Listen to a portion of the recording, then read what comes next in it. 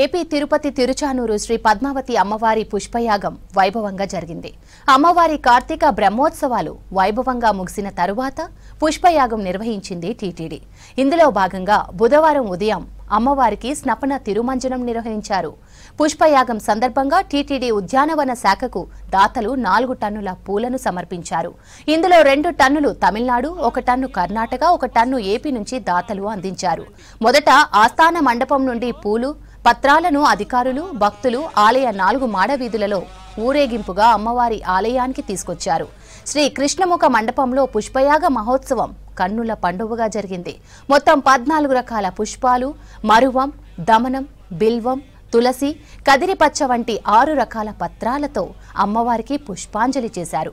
బ్రహ్మోత్సవాల్లో గాని, నిత్య కైంకర్యాల్లో గాని అర్చకులు, అధికారులు భక్తుల వల్ల తెలియక ఏవైనా లోపాలు జరిగి ఉంటే వాటికి ప్రాయశ్చిత్తంగా పుష్పయాగం నిర్వహించడం ఆనవాయితీగా వస్తోంది.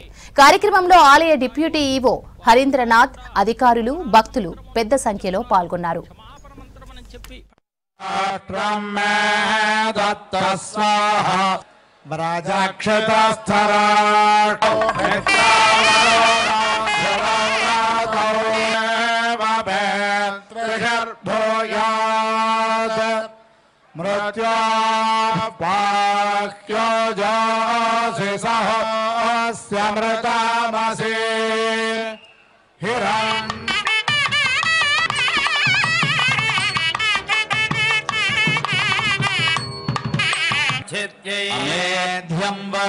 एतत्करोति अनुप्रेहीत्याः